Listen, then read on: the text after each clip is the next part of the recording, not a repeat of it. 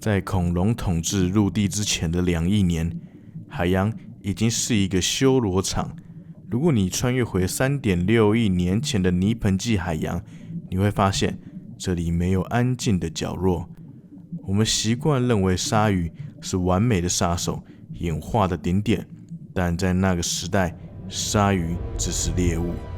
它們體型瘦小，在陰影中瑟瑟發抖，因為深藍色的海水中尋覓着一種不該存在的東西。它沒有牙齒，進化論在那時還沒有完全推廣牙齒這個概念。於是，大自然給了它一個更殘暴的替代品，它的頭骨直接延伸成了2把巨大的、自動磨礪的骨頭鍘刀。這不是科幻電影裡的異形，這是鄧氏魚，地球生命史上第一個真正的超級怪物。泥盆紀被稱為魚類時代，但這名字太溫柔了。這是一個軍備競賽失控的時代，為了生存，魚類穿上了厚重的骨骼盔甲，演化成了盾皮魚類。而鄧氏魚就是這輛失控列車的終點站。今天我們要重新審視這個怪物，不只是因為它很大，而是因為2023年的一項突破性研究，徹底顛覆了我們對它的認知。我們要揭開的不僅是它的殺戮技巧，還有它尷尬的真實身材。讓我們從這台機器的核心部件說起，嘴。鄧氏魚的頭骨結構在脊椎動物中是獨一無二的，它擁有一個4連桿機構。大多數動物張嘴時只動下巴，但鄧氏魚不同，當它張嘴時，它的頭蓋骨會向後抬起，這創造了一個極度誇張的開口角度。更恐怖的是它的速度。根據芝加哥菲爾德博物館安德森博士的研究，鄧氏魚能在50到60毫秒內完全張開大嘴，這比你眨眼速度還要快。這種高速張開會在水中產生巨大的負壓，形成吸捕效應。獵物甚至不需要被咬到，只要靠近它的嘴邊，就會瞬間被吸入這個黑洞，然後門關上了。這就是最精彩的部分。鄧氏魚沒有牙齒，它使用的是2對像鍘刀一樣的骨板。當上下頜閉合時，這2塊骨頭會互相摩擦。這意味着什麼？這意味着每一次咬合都是一次磨刀。它活得越久，這把刀就越鋒利。那麼咬合力有多大呢？科學家估計，其尖端的咬合力可達到6000到7400牛頓。雖然輸給了霸王龍，但考慮到它是將所有力量集中在刀刃般的一個小點上，它能輕易地切斷金屬或者史前鯊魚的骨頭。但咬合力只是它恐怖的一半原因。為了稱霸海洋，鄧氏魚不只點滿了攻擊力，它還點滿了防禦力。仔細看它的頭部，那不是皮膚，那是真正的生物裝甲。它的頭部和胸部被厚達5公分的骨板完全包覆。對於當時其他的掠食者來說，鄧氏魚是免疫物理攻擊的。鯊魚如果試圖攻擊它，唯一的下場就是崩斷自己的牙齒。它是當時的海洋中唯一的無敵單位。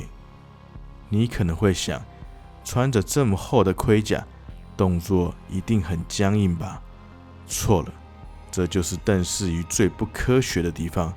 它擁有一個特殊的頸部關節。絕大多數魚類的頭是跟身體固定的，不能轉動，但鄧氏魚的這個關節允許它的頭部獨立向上抬起。這不僅是為了張嘴，更賦予了它在重裝甲下依然保有驚人的戰術機動性。除了撕咬，這身裝甲還是可怕的鈍器。想象一下，一台2噸重的活體坦克，以時速40公里向你衝撞，即便不張嘴，光是頭部的衝擊動能，就足以撞碎史前頭足類動物的硬殼，或直接把獵物撞暈。這種攻守兼備的設計，讓它成為了演化的驅動者。正是因為鄧氏魚太強大了，其他的海洋生物被迫演化的游得更快，或者殼長得更硬。它憑借一己之力，拉高了整個泥盆紀的生存難度。幾十年來，我們在書本、博物館，甚至動物森友會裡看到的鄧氏魚，都是一條修長的類似鰻魚或鯊魚的巨獸，長達9到10公尺，霸氣側漏，對吧？很遺憾，這個形象可能是錯的。2023年，古生物學家 Russell Engelman 發表了一項震驚學界的研究。他指出，過去我們對鄧氏魚體長的估算是基於鯊魚的身體比例去推算的，但鄧氏魚不是鯊魚，它是盾皮魚。你可能會問，為什麼我們搞錯了整整100年？這聽起來很荒謬，但事實上，這是古生物學最經典的難題，因為我們只有頭盔。鄧氏魚是一種軟骨魚，這意味着除了頭部那層像坦克的骨板外，它身體的其他部分，脊椎、魚鰭都是軟骨。軟骨很難形成化石，所以我們找到的鄧氏魚通常只有一顆頭。過去的科學家看着這顆巨大的頭，心想，這看起來像鯊魚，於是他們直接套用了現代鯊魚的身體比例。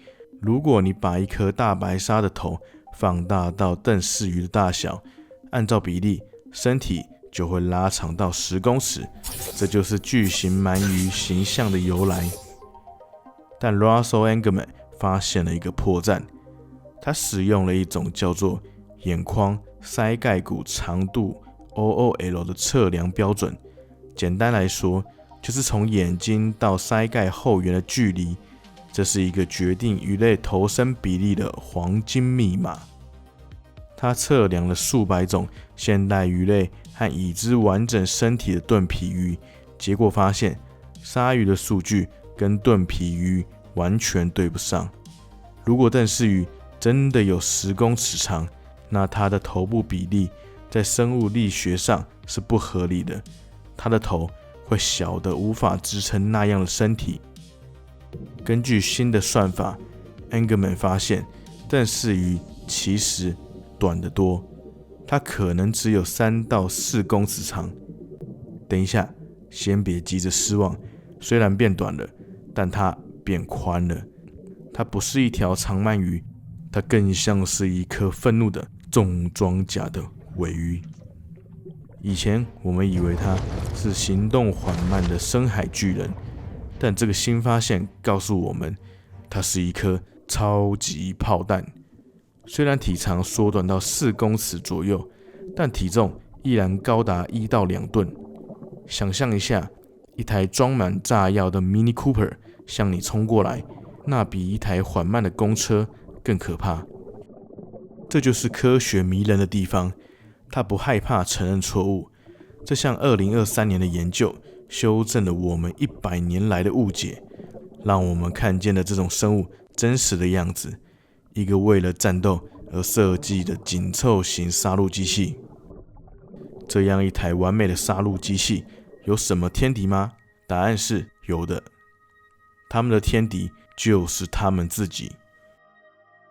古生物學家在許多鄧氏魚的頭骨化石上發現了巨大的咬痕與裂痕，經過比對，這些傷痕的形狀完美吻合另一隻鄧氏魚的嘴。這是典型的同類相食。在泥盆紀的海洋裡，資源競爭激烈。當你是海裡最強的霸主，唯一能挑戰你的只有你的同類。這是一場永無止境的內戰。但最終殺死他們的不是同類，而是地球本身。大約3.59億年前發生的漢根堡事件，海水含氧量急劇下降。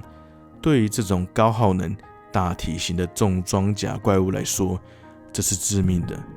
它們無法呼吸，而那些體型更小、更靈活、沒有重型骨甲的鯊魚幸存了下來。鄧氏魚和所有的盾皮魚類在這次滅絕中徹底消失了，它們沒有留下任何後代，這是一條演化的死胡同。我們今天看不到像它們一樣自帶骨骼盔甲的魚類了。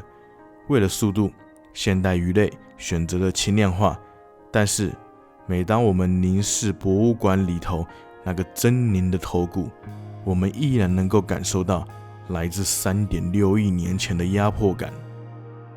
它是大自然最大膽的一次實驗，是脊椎動物第一次嘗試成為超級掠食者。它證明了生命可以演化得多麼瘋狂，多麼暴力。它是第一種怪物，也是永遠的深海夢魘。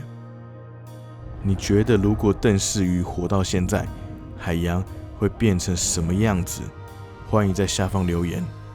我是 Jester，我們下次見。